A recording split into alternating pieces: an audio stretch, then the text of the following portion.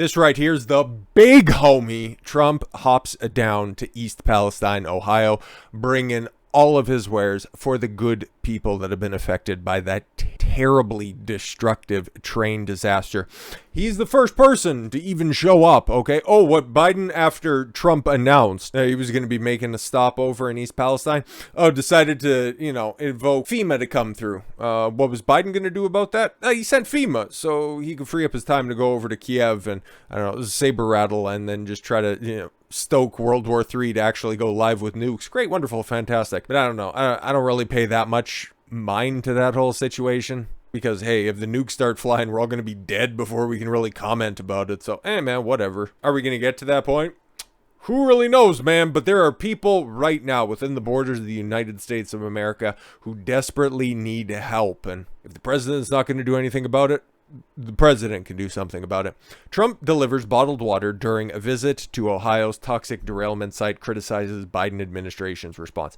He brought a lot more than just a few simple pallets, 13 pallets of water. Like, that's, pretty substantial. Like, little personal anecdote for a second. I used to deliver pallets of water, whole bunch of things, okay?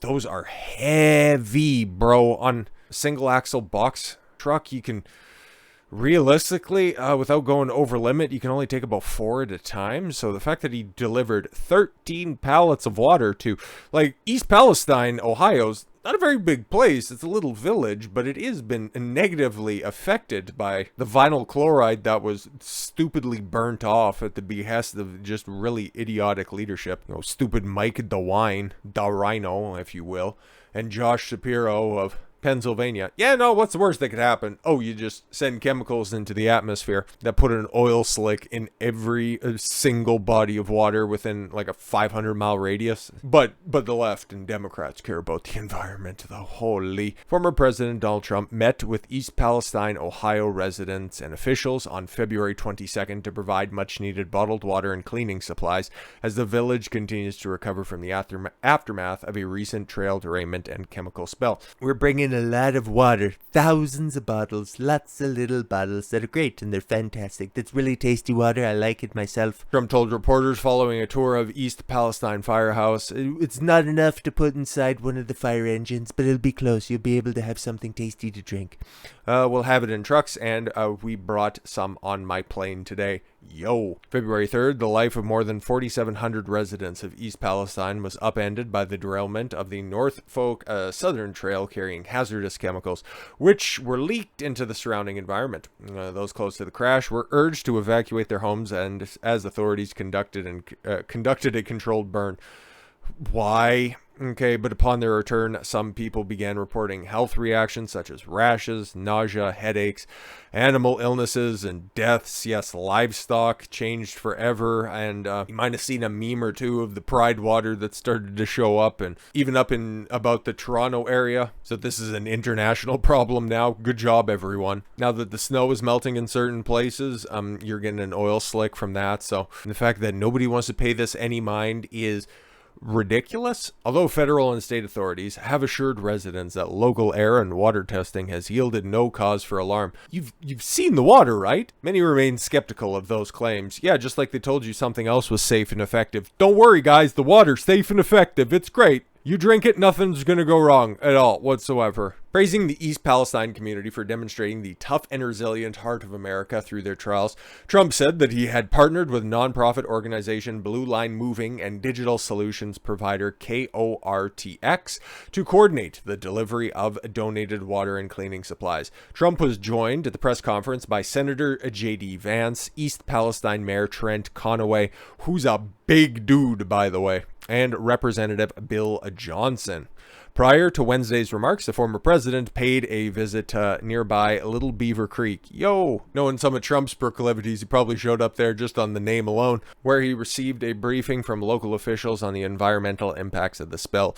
Hours before Trump landed in Ohio, President Joe Biden returned home from a trip from Poland, where he stammered, and fell up the goddamn stairs. Like this, what an embarrassing person, man. Like, do we want to run the clip? I think we can run the clip here for a second. Y'all should be able to see this. You don't need any sound on it, but There was another video that was making the rounds yesterday where he had the old man maybe potentially falling down the stairs, and then they seen that, oh my god, look at that, they've got a bruise on his face. This motherfucker's not playing, and it's making me sad. Just so stupid sometimes.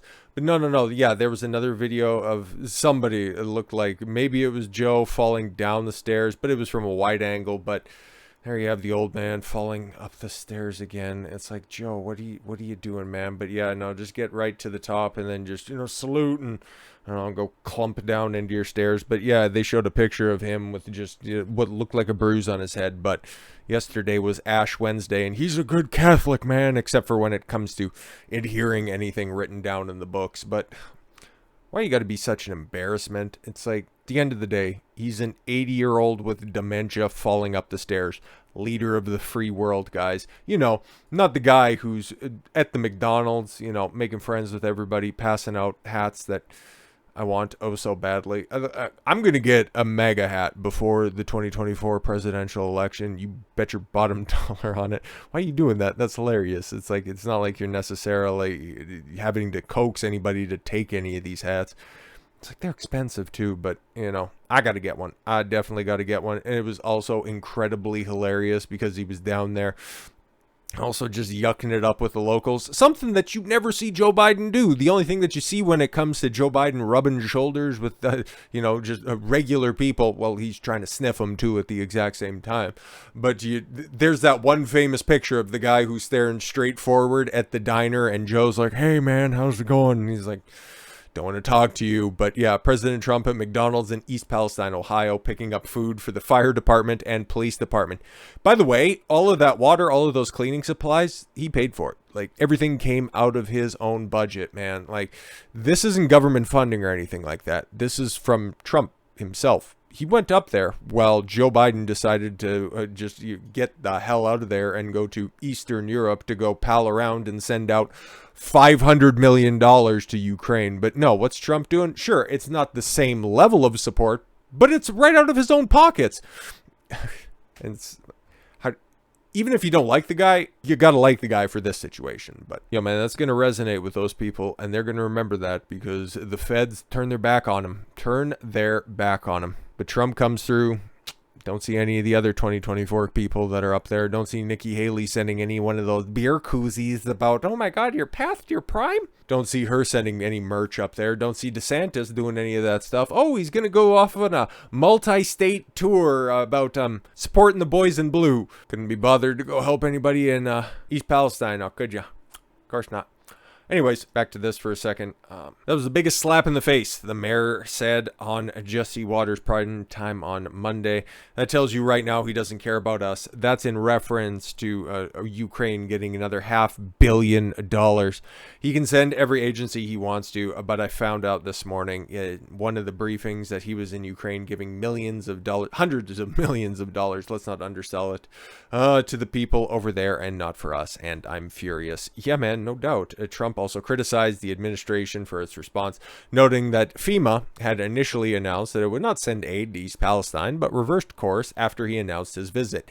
Yeah, coincidental timing, I'm sure. What this community needs now are not excuses and all the other things where you've been hearing about, but answers and results. And that's what I think you're going to see, Trump noted.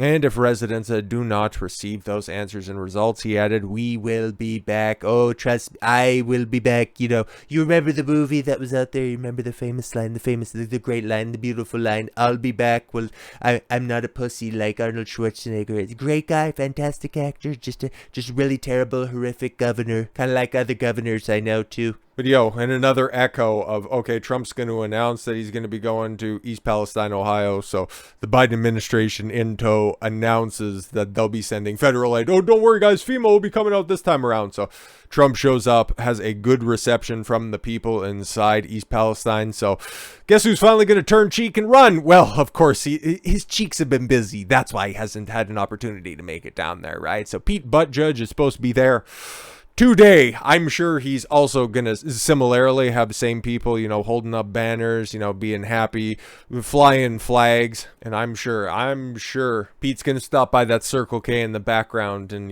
have just a similarly cordial interaction with the locals there. Buttigieg lashes out at a reporter asking about toxic Ohio train derailment. Yeah, this is from a couple of days ago, but it serves repeating because this is the backdrop to Pete, the transportation secretary, by the way. There is nothing that this guy hasn't fucked up, but he's gay, so you can't criticize him. Unbelievable.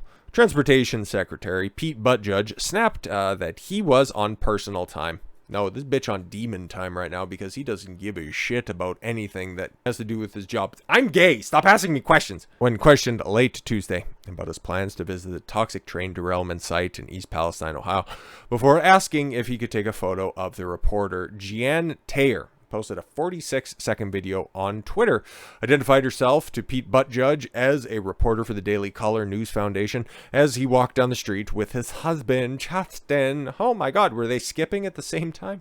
I'd refer you to about a dozen interviews I've given today. I've given interviews. Excuse me, miss, didn't you know that I've been talking to important people? And if you'd like to arrange a conversation, I'd make sure to reach out to our press offices. Buttigieg responded, I'd like to have a conversation with you. Do you have a message for them? Taer persisted. I do. I shared that with the press many times. I refer you to those comments. Buttigieg repeated, listen, they didn't fucking vote for my boss, so why the fuck should I have to go down there and talk to them? Like, oh my God, they don't support us, so fuck them. We don't support you. Taer asked if he could share a message with her. No, I'm going to refer to you to the comments that made to the press because right now I'm taking some personal time and I'm walking down the street. I'm taking personal time, just like when the supply chain and all of those ships were backed up at the West Coast and the port of Los Angeles couldn't process all of the goods and cargo in a historic backup, the likes of which the United States has never seen. I was on paternity leave and I needed to take those very vital first 3 months of my kids' lives very seriously. As if he would be traveling to Ohio, Buttigieg said he would share that when I'm ready. Yeah, don't give a fuck about the people that live there or anything like that. They're breathing in toxic fumes, having their pets die. Who knows what kind of cancers they're going to manifest in a few years' time. You remember when 9/11 happened and then all of the people in the aftermath started just, dropping dead of cancer, and we're still having that to this very day. The death toll from 9/11, 21 years at the end of this year, 22 years later, still having people die due to the aftermath of that. And remember when the city of New York, or rather FEMA, in the aftermath after everything was all cleaned up? Don't worry, New Yorkers, air is totally fine, nothing to worry about at all whatsoever. Love to see it. At that point, the cabinet member stopped to ask Taer if he could take a photo of her. I was like, yeah, I guess. And in her Twitter posting, Taer said, I guess he didn't like, didn't like that, so he took a pic of me. I'm just doing my job, sir. The bizarre exchange made many conservatives bristle. No, just anybody who has good, decent sense, because if you think that this needs to be a political thing, it's really not. It's just another instance of this Biden administration not giving a single shit about something that affects, I don't know the demographics of East Palestine, but it's a state that voted 9.8 points in favor of Trump during the 2020 presidential election. It's all about the Biden administration not supporting the people who voted for him. Remember, Joe Biden was going to be a president for all Americans, man. And, well, actually, Ukraine needs me right now. So I'm a president for the Ukrainian people. And they're good people. And the Polish people are good people, too. And I'm going to go make up a story about how I used to go to church with a bunch of blacks and Puerto Ricans. And how I was embarrassed about not having a more Polish last name.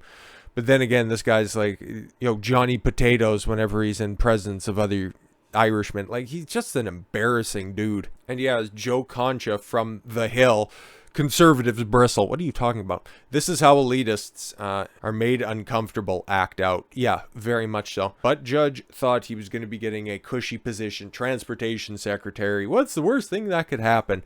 Literally everything that you touch. So now you're going to be down there in East Palestine. I would imagine nobody's going to turn out to see you. You'll just go for a photo op and then get the hell out of there real quick. How embarrassing. Almost as embarrassing as, just one more time, we got to see some pictures. It's just, he's 80 and he can't even get up the stairs anymore. And he has the audacity to run again in 2024. Holy, master the stairs before you try to master a second term, you old bag. So with all that said, thank you all very much for the gift of your time. I've been Don Consuelo. I want you to follow your gut and get after it. Take care, everyone.